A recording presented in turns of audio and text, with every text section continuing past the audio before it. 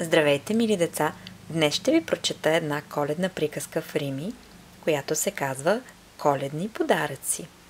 След като чуете приказката, вижте дали може да си спомните кое животно какъв подарък е получило и също така кой е помощникът на дядо Коледа.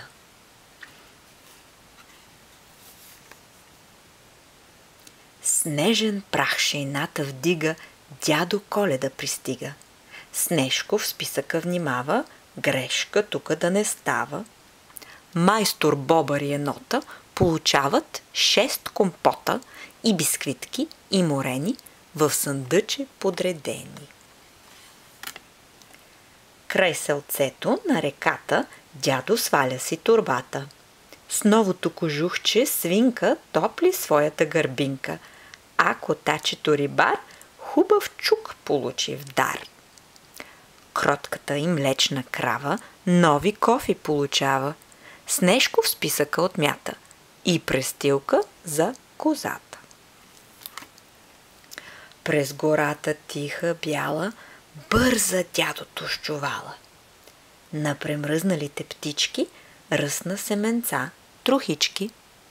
Лиса чака търпелива, вече чая му налива, а за снежното човече е приготвила геврече.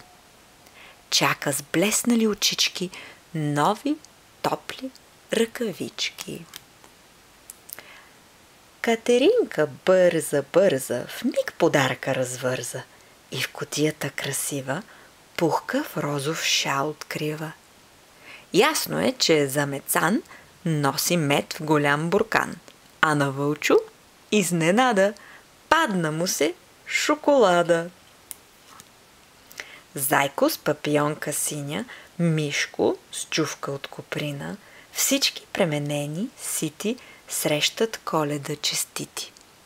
Грее празнично елхата, почва вече веселбата. Над гората рой звездички мигат с весели очички.